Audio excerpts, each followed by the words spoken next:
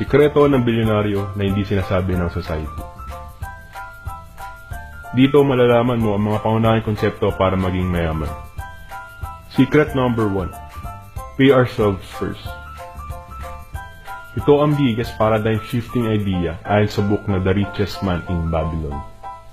Sa bawat 10 pisong barya na kikitain mo, bayaran mo ang iyong sarili ng 1 peso at pagkatapos ay saka gastusin ang natitirang 9 pesos na barya. Huwag mo gastusin ang barya sa supermarket, sa isang restaurant hanggat sa hindi mo pa nababayaran ang iyong sarili ng 1 peso. At pagkatapos ay maaari mo na gastusin ang natitirang bahagi ng 9 pesos na barya. Yes, basic lang ito. Kailangan mo mag-save. Pero hindi ko kaya. Tignan natin ang difference nito sa hindi gagawa nito. After 30 years, magkakaroon ka ng 0 peso sa iyong bank account. At sa gagawa naman ng ideyang ito, after 30 years ay naiipon at naiipon ang barya. At marirealize mo na ang pera ay commodity na nagge-generate ng profits. Katulad ng ibang bagay. Parang bahay, kapag iniwan mo ng 30 years at hindi mo pinaparentan ay mabubulok ito. Ganun rin sa pera, nabubulok. O bumababa ang halaga kapag iniwan mo lang sa bangko sa loob ng 30 years dahil sa inflation rate. Ano naman ang gagawin sa mga naipong barya? Dito napapasok ang secret number 2. Sentimo doubled every day. Meron akong istorya para sa iyo. Meron 2 anak at tinanong sila ng kanilang daddy na naghahanda na ipamana ang kanilang kayamanan. Tanong ng kanilang daddy, ano ang pipiliin nyo? Bibigyan kita ng 1 million pesos o 1 sentimo na dumodoble kada araw. Napaisip ang kanyang mga anak kung ano ang best investment para sa mahabang panahon. Ang pinili ng unang anak ay yung 1 million pesos. Dahil karamihan ng tao ay ito ang pipiliin. Instant money nga naman. Easy life. Sumagot naman ang pangalawang anak na 1 sentimo na dumodoble kada araw. Dahil dito, nagtaka ang unang anak. Ating suriin ang sentimo na dumodoble kada araw. Nagsimula ng araw. Sa day 1, ang sentimo niya ay 1 sentimo pa rin. Sa day 2, kumita siya ng 2 sentimo. Sa day 3, kumita siya ng 4 na sentimo. Sa day 4, kumita siya ng 8 sentimo. Dumoble ng dumoble hanggang dumating sa day 9, kumita siya ng 250. Pagdating ng day 10, tawa na tawa ang kapatid niya. Dahil 5 pesos lang ang nakuha niya sa loob ng 10 araw. Day 11, kumita siya ng 10 pesos. Day 12, kumita siya ng 20 pesos.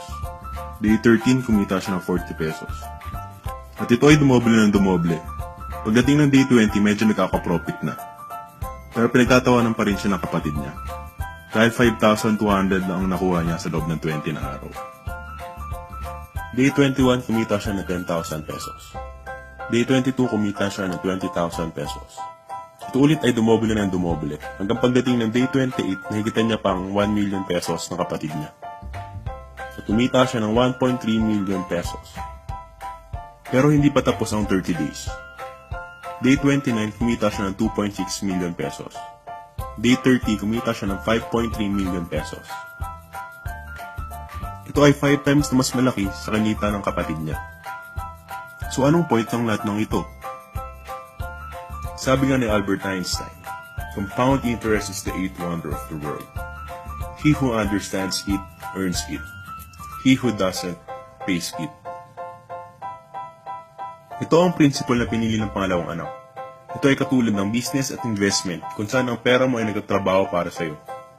Nahirapan at milit ang kita nung sisimula pa lang, pero habang tumatagal ay nagko-compound ang kita at lumalaki ito. Dito na natin ipapasok ang pangatlong sikreto. Secret number 3. Leverage. Ito ang sistema ng mga bilyonaryo. Ang leverage ay paggamit sa oras ng iba, abilidad ng iba, at pera ng iba. Rich people don't sell their time in exchange for money. Sila ay mayroong produkto or serbisyo na binebenta. Alam mo bang may pagkakaiba ang pagbebenta ng oras mo at sa pagbebenta ng produkto or serbisyo? Halimbawa, McDonald's employee ay makakapagluto ng 100 pieces na chicken sa loob ng 1 oras.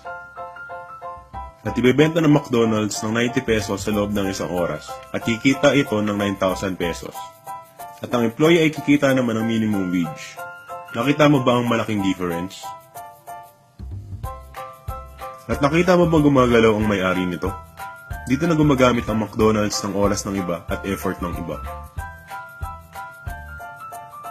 Sabi nga ng bilyonaryo na si John D. Rockefeller, I would rather earn 1% of 100 people's efforts than 100% of my own efforts. Ang McDonald's ay mayroong business system na nakikita gamit ang benta ng ibang tao. Kilala mo ba si Ray Kroc? Siya ang may-ari ng McDonald's at meron siyang chain of franchises sa buong mundo. Dito ay kikita siya 24 oras gamit ang pera ng ibang tao. Isa pang halimbawa, si Henry C. ay hindi nagbebenta mag-isa. May ginagamit siyang mall business system at estimated ng 55 SM malls na kumikita araw-araw bawat isa. Hindi lang yan, kumikita rin siya sa mga stall sa loob ng SM mall. At ang resulta ay milyong-milyong pera araw-araw ang kinikita niya. Nag-enjoy ka ba sa presentation na ito? Maraming tao ang may pangarap. Kailangan mo lang ng oras at pera para ma-enjoy ang buhay. Gayunman, maraming tao ang maraming oras pero walang pera. At meron naman maraming pera ngunit walang oras. Isa ka ba dito? O gusto mo magkaroon parehas ng oras at pera para ma-enjoy ang buhay mo? Good news! May grupo kami na pwedeng tumulong sa'yo. Enter mo lang email address at cellphone number mo, masaya dito.